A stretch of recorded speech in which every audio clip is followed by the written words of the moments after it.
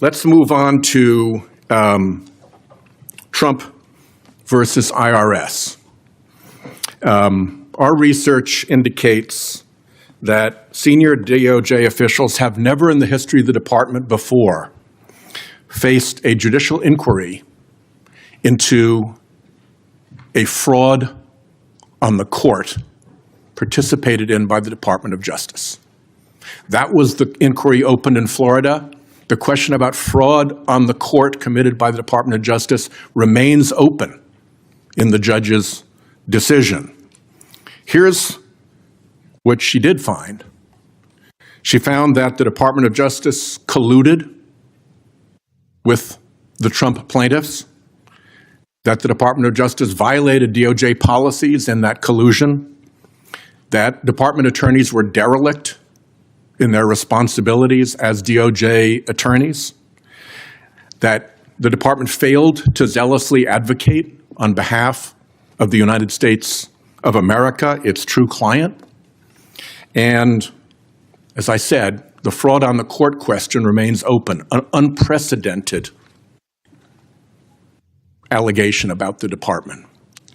As a result of that, the order was transmitted to the New York State Bar for potential disciplinary proceedings. I would like to ask, in addition, since this is new news, the decision was, 2 days ago? I would like to ask that you say to us that you will be willing to provide all of the documents and communications between the Department of Justice and the Trump plaintiffs in that matter. I'm not aware of any communications. I didn't have any. So if you put a request in, we'll look at it. I mean, obviously that's active, continued litigation in the Southern District of Florida. So it depends on. Explain how it is active, continued litigation in the District of Florida. Well, there's been several indications that the parties I never entered notice of appearance, but that the parties intend to appeal the judge's Monday 56-page decision. Well, it'll be interesting. Do you intend to appeal the Department of Justice? We weren't really even part of that decision. So to the extent there's something that we can appeal, I very vigorously will encourage the department to do so. Well, here's the tell.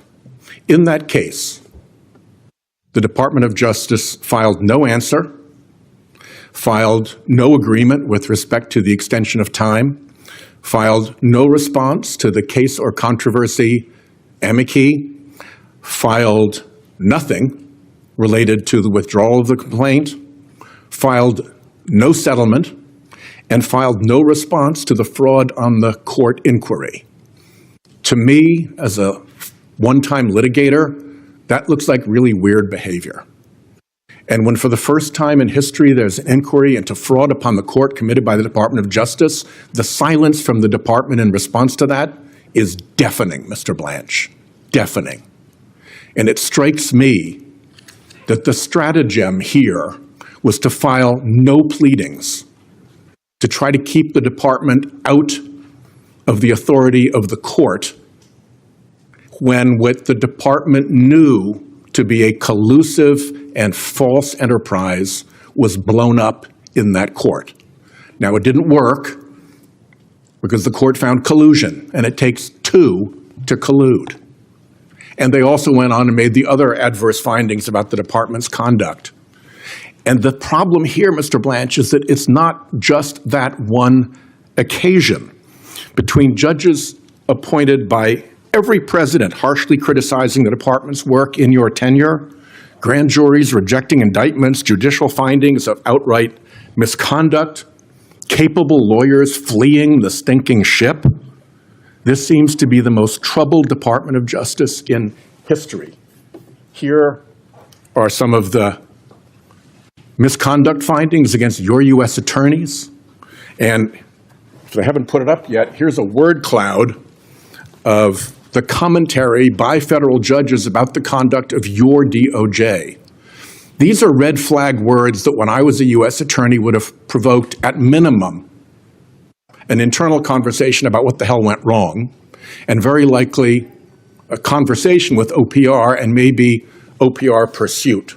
Words like pretext mean a lot coming from a judge about a government argument, usually enjoying the presumption of regularity. We need answers. I need you to be able to tell me that this kind of misconduct is going to stop if you're confirmed as Attorney General. Can you say that?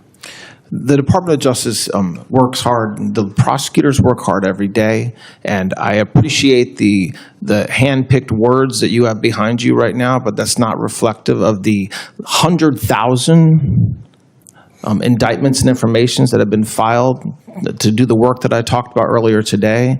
And so while cherry-picking a few isolated words from district court or magistrate judges in certain districts is something that you're entitled to do, it's absolutely false to suggest that this Department of Justice is not executing as we should and doing the right thing every single day. I will tell you that you are wrong. That in the history of the department, this kind of criticism by federal judges is unprecedented, and it comes from judges of every different political persuasion. Let me ask about the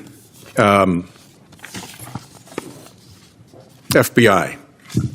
How long do you intend to put up with that Kash Patel character? Are you good with his airplane jaunts? Are you confident he's not drinking on the job? Are you sure none of his travel is a pretext for vacation activities like snorkeling, Olympics, and visiting girlfriends? Are you sure he knows what he's doing? Do you vouch for him? Are you willing to look at whether he lied to this committee? That's an extraordinarily obnoxious question, Senator, and I have full faith in Director Patel and the work that he's doing every day. Great, you get to own that. One last thing, if I may. You have refused to exclude January 6 rioters from your anti-weaponization fund. You have refused to put in writing that the slush fund is dead. Indeed, you signal to allies that payouts are still on track. You have vacated seditious conspiracy convictions against members of the Proud Boys and Oath Keepers. You hired January 6 rider Jared Wise, who had urged the mob to kill police officers. You scrubbed press releases about January 6 prosecutions and called the releases partisan propaganda. You denied that Trump encouraged any violence on January 6. You've cleaned house of every attorney who worked on a case related to Trump, and you've bragged that bringing justice for violent rioters meant that every one of them was either pardoned or had their sentence commuted. I hope that our colleagues who are concerned about what happened on January 6th take that into account. Thank you. Would you like to respond? I would. Almost everything the senator just said, and he's protected, he's allowed to lie, but almost everything he just said was absolutely false, okay? Starting with the fact that I have never said that any sort of violence against law enforcement is appropriate. I have never said that publicly. I have never said that in a speech, and I certainly do not believe it. I did not hire the person referenced, and that is, again, something that just happens not to be true. When I talk about what happened with the convicted January 6 defendants, I talk about what President Trump did. He has the absolute right to pardon anybody for any reason he sees fit, and every one of them got pardoned or commuted. I am not celebrating that. It is a fact. And the fact that my department had to take action in response to those pardons by dismissing some cases is exactly what I have to do under the law, and it's what I did. So that the narrative that the senator just suggested and put on me as something I believe is absolutely not true. Since he accused me of lying personally, Mr. Chairman, let me ask that I put this series of concerns into a question for the record, and that you, under oath, one by one, tell me where there's a lie. I'm happy to do that. We'll get that to you. I'm happy to do that.